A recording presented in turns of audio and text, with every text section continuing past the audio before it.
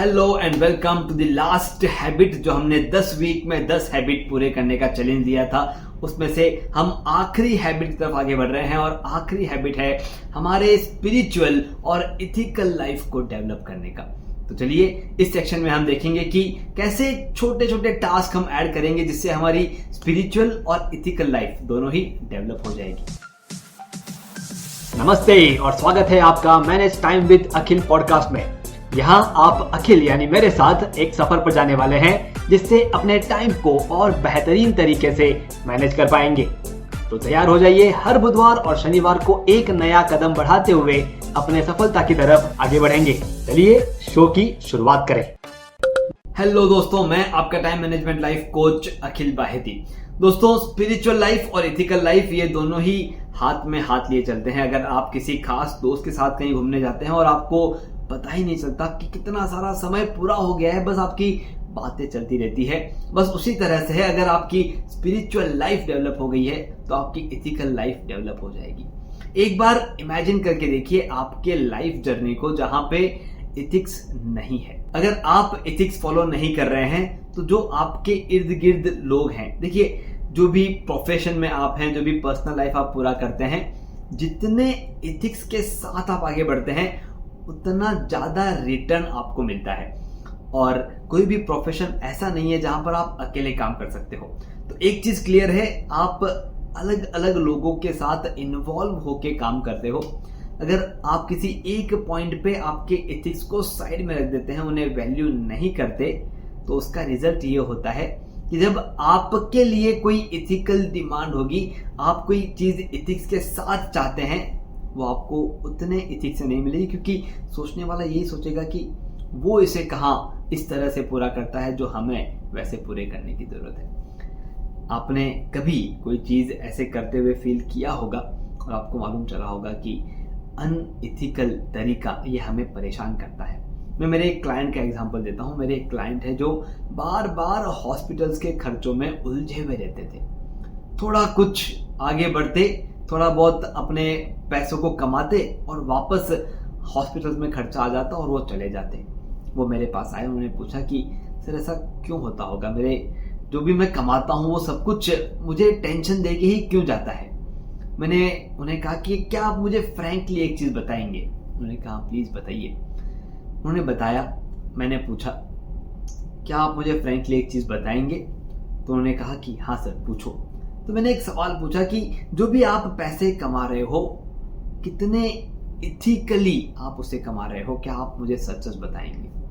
मैंने थोड़ा सोचा, थोड़ा सा स्ट्रेस में आए कि मैं कैसे शेयर करूं। मैंने फिर से दिलासा दिलाया कि जो भी आप मुझसे कहोगे वो सिर्फ मेरे पास रहेगा, बट आप खुल के बात कीजिए। दोस्तों, आप बिलीव नहीं करेंगे, उन्होंने कहा कि जी हाँ, मैं थोड़े से एक्स्ट्रा पैसे कमाने के लिए अनइथिकल काम करता हूँ। जो भी उनका प्रोफेशन था, उस प्रोफेशन में थोड़ी बहुत चीज़ें ट्वीक कर देना, जो भी उनका बिलिंग पैटर्न था उसमें कुछ चीज़ें ट्वीक करके रेट्स बढ़ा देना, ऐसे कुछ ना कुछ इथिकल पैटर्न में वो काम करते थे। और एक और डेटा हमने उसके बाद निकाला कि ये अनइथिकल प्रैक्टिस करने से आप कितना इनकम करते थे। फिर से आपको भरोसा नहीं होगा, जितना वो एक्स्ट्रा इनकम करते थे वो सारा का सारा उनका हॉस्पिटल में निकल जाता था और वापस वो परेशान होकर के अपने उस रूटीन लाइफ में आते थे। दोस्तों, जो भी अनइथिकल तरीका आप अपना रहे हैं वो आपको परेशान करेगा। सबसे पहला टास्क इस हैबिट का आपको डेवलप करना है। जो भी काम करते वक्त आपको महसूस होता है कि ये झूठ है, ये गलत है, मैं ऐसा नहीं करता, नहीं करती, उसे धीरे धीरे स्टॉप करने की कोशिश कीजिए। ऑन द स्पॉट नहीं कर पाएंगे क्योंकि हम किसी न किसी प्रोफेशन में इन्वॉल्व हैं और वहां पर जो हमारे साथ लोग जुड़े हैं वो बहुत जल्दी हमारे ऊपर से ट्रस्ट, विश्वास निकाल देंगे। इसलिए आप एक एक करके पॉइंट बाय पॉइंट उन अनइथिकल प्रैक्टिसेस से बाहर आए, ये टास्क नंबर 1 है। जैसे ही आप उन अनइथिकल प्रैक्टिस से बाहर आएंगे, आपके इर्द गिर्द जो भी एनर्जीज घूम रही है वो सभी एनर्जीज आपको हेल्प करेगी आपके पॉजिटिव वाइब्रेशंस को क्रिएट करने में। और जैसे ये पॉजिटिव वाइब्रेशंस क्रिएट होंगे, आप आपके लाइफ में कंफर्टेबल हो जाएंगे। इसके पहले हमने जो भी आपकी 9 हैबिट्स डेवलप की हैं वो लॉन्ग टर्म तक आपके साथ तब रहेगी जब आप आपके इर्द गिर्द पॉजिटिव एनर्जीज को महसूस करेंगे। और उन्हें महसूस करने का एक सिंपल रास्ता, सिंपल तरीका, आपके अनएथिकल चीज़ों को आपके शेड्यूल में से दूर करना। अब जब आप अनएथिकल चीज़ों को दूर कर देंगे, सिर्फ एथिकल चीज़ें आपके शेड्यूल में बचेगी, तब आप ऑटोमेटिकली आपके स्पिरिचुअल लाइफ की तरफ चले जाएंगे। एक स्टोरी के जरिए समझते हैं कि ये स्पिरिचुअल लाइफ हमारे वर्क लाइफ बैलेंस को कैसे मेंटेन करती है। अगर आप आपके वर्क लाइफ बैलेंस को मेंटेन कर पाएंगे तो डेफिनेटली आप एथिक्स के साथ आपके लाइफ में भी, आपके वर्क एरिया में भी आप हमेशा कंफर्टेबल रहेंगे, हमेशा खुश रहेंगे। तो होता यह है कि एक धनवान सेठ जो है वो अपने बड़ी सारी लंबी कार से जा रहा होता है। जाते हुए देखता है कि रास्ते में फुटपाथ पे एक नौजवान बैठा हुआ है, हट्टा कट्टा नौजवान है और वो भीख मांग रहा है। उसे समझ में नहीं आता कि इतना हट्टा कट्टा नौजवान, दिखने में अच्छा सुंदर, ये भीख क्यों मांग रहा है। उसने ड्राइवर को कहा कि गाड़ी रोको। गाड़ी रोकने के बाद उस नौजवान को अपने पास बुलाया। अपने पास बुलाने के बाद उसे पूछा कि भाई तुम दिखने में तो अच्छे हो, नौजवान हो, हट्टे खट्टे हो, तुम भीख क्यों मांग रहे हो। उसने देखा कि बहुत बड़ा सेठ है। उसने अपनी दुविधा तुरंत उनके सामने रख दी कि मैं इंजीनियर हूँ साहब, लेकिन मुझे कोई जॉब नहीं मिल रहा है, मैं परेशान हूँ, पैसों की ज़रूरत है और मैं सोच रहा हूँ कि भीख मांग कर जो मिलेगा उससे ही मैं अपना निवारा कर लूँ। लेकिन आप बहुत बड़े इंसान दिख रहे हो, आपके पास बहुत सारा पैसा है, बहुत सारी बड़ी इंडस्ट्री होगी, क्या उसमें कोई छोटा मोटा जॉब है मेरे लिए जो मैं कर सकूं। उस सेठ ने थोड़ा सा सोचा और कहा कि मेरे पास कोई जॉब तो देने के लिए नहीं है, लेकिन तुम्हारी सच्चाई से खुश हो करके मैं तुम्हें मेरे एक इंडस्ट्री में पार्टनर बना सकता हूँ, क्या तुम पार्टनर बनना चाहोगे। वो फूला न समाया, वो इमोशनल हो गया। बोले आप मुझे पार्टनर बना रहे हैं, मुझे यहाँ पे कोई जॉब नहीं दे रहा है, आप मुझे पार्टनर बनाएंगे। वो इमोशनल हो गया। इमोशनल हो करके उसने अपने सभी, मतलब आप भगवान हो, आप जैसे फरिश्ते हैं, दुनिया में ऐसे लोग बहुत कम होते हैं, सभी इमोशंस बाहर निकालते निकालते वापस कंट्रोल में आया और कहा कि चलिए ठीक है, पार्टनरशिप मतलब मुझे कितना परसेंट, आप कितना परसेंट, मैं 20 आप 80, मैं 10 आप 90, जैसा आप बोलेंगे वैसा मैं करने को तैयार हूँ। वो शेठ बड़ा दयावान था। उन्होंने कहा कि मेरा सिर्फ 10% और तुम्हारा 90%। वो वापस एक बार इमोशनल हुआ, फिर से एक बार इमोशनल बातें करके वापस कंट्रोल में आया और एड्रेस वगैरह लिया और अगले दिन से काम पे लग गया। 1 महीना उसने बहुत मन लगा के काम किया, बहुत सारा प्रॉफिट भी कमाया, सारे वर्कर्स के अंदर, सारे क्लाइंट्स के अंदर वाह वाह हो गई। और 1 महीना पूरा होने के बाद शेठ ने फ़ोन किया कि भाई 1 महीना पूरा हो गया है, क्या मैं मेरे 10% लेने आ जाऊं। उसने कहा कि हाँ भाई, सब कुछ आपका है, ज़रूर आइए। फ़ोन रखा और फ़ोन रखते ही उसके मन में ख्याल आया कि पिछले 1 महीने में जो इस फैक्ट्री को मैंने रूटीन में लाया है वो सारी मेहनत मेरी थी। जो क्लाइंट के साथ कम्युनिकेशन किया, जो एक्स्ट्रा प्रॉफिट मैंने कमाया है वो सारी मेहनत मेरी, सारे स्टाफ को मैंने कंट्रोल किया। उन सेठ ने क्या किया जो उनको मैं 10% दूं।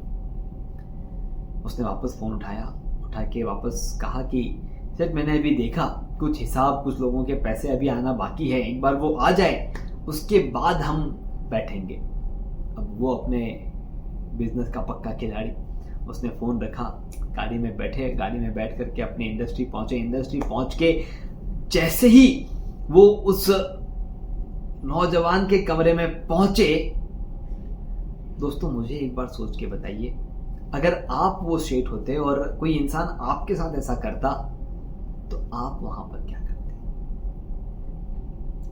क्या करते आप? गालियां देते, कहते तो फुटपाथ पे बैठ के भीख मांग रहा था और मैंने तुझे पार्टनर बनाया, मैंने तुझे आगे आने का मौका दिया। दोस्तों एक बार सोच के देखिए, ये जो जिंदगी हम जी रहे हैं ये हमें किसने दी है? वो भगवान ने दी है। अगर उन भगवान के लिए हमारे पास टाइम नहीं है, वो अगर कहते हैं कि मुझे 10% टाइम तुम्हारे शेड्यूल में से दे दो, हम कहते हैं कि बहुत सारे काम पेंडिंग है, मुझे यहाँ जाना है, मुझे इस दोस्त से मिलना है, मुझे उसने बुलाया है, मेरे ये मीटिंग्स हैं, कल करूँगा, परसों करूँगा, बूढ़ा हो जाऊँगा तब करूँगा। दोस्तों इस तरह से हम जीवन में आगे नहीं बढ़ सकते। हमें स्पिरिचुअल लाइफ डेवलप करनी होगी। एटलीस्ट 45 मिनट्स टू 60 मिनट्स हमें ये टाइम देना होगा। मेरा रिक्वेस्ट है कि आप आपके शेड्यूल में वो 15-15 मिनट के 4 स्लॉट निकालें, या आधे घंटे के 2 निकालें, या 1 घंटे का 1 निकालें, ये आपके ऊपर है। पर आपको वो स्लॉट्स निकालने हैं। आपको 1 घंटा कम से कम पूरे दिन भर में स्पिरिचुअल लाइफ की तरफ टाइम देना है। ये आपका दूसरा टास्क है। पहला टास्क, जो भी चीज़ें अनएथिकली हो रही है उनको दूर कीजिए, और पूरे 24 घंटे में 24 आवर्स आप कैसे निकाल सकते हैं ये आप देखिए। अगले सेक्शन में आपको बताऊंगा कि अभी ये 3 से 4 दिन आप फोकसली उन एक्टिविटीज को करने वाले हैं, लेकिन अगले सेक्शन में मैं आपके साथ शेयर करूंगा कि किस तरह से आप इजी गोइंग, बहुत ही आसानी से आगे बढ़ते हुए, काम करते हुए आप आपके शेड्यूल में इन चीज़ों को इम्प्लीमेंट कर सकते हैं। लॉन्ग टर्म हैबिट आप डेवलप कर सकते हैं, लेकिन उसके पहले डेडिकेटेड 4 दिनों तक अनएथिकल चीज़ों को बाहर निकालिए और 15-15 मिनट के 4 चीज़ें आप शेड्यूल कीजिए। वापस मिलेंगे अगले सेक्शन में और इस हैबिट को एक ऐसी हैबिट बना देंगे जिससे हम लाइफ चेंजिंग हैबिट की तरह देखेंगे। तब तक के लिए गुड बाय। कोई भी क्वेश्चन हो कमेंट बॉक्स में लिखें। अगर आपको लगता है कि हमारे चैनल से जुड़ने के बाद बहुत सारी चीज़ें इंप्रूव हो रही है तो ये चैनल आपके दोस्तों में ज़रूर सजेस्ट करें। Thank you. वापस मिलेंगे, तब तक के लिए फिर से गुड बाय। धन्यवाद। आपने सुना manage time with Akhil podcast का यह एपिसोड, जिसमें बताई गई टाइम मैनेजमेंट तकनीक के जरिए अपने जीवन में हम एक कदम आगे बढ़े। अगले एपिसोड के जरिए अगला कदम उठाने के लिए इस चैनल को, शो को सब्सक्राइब जरूर करें। ध्यान रहे, आपके रेटिंग्स और रिव्यूज से हमारे बीच की दूरियां कम हो जाती है।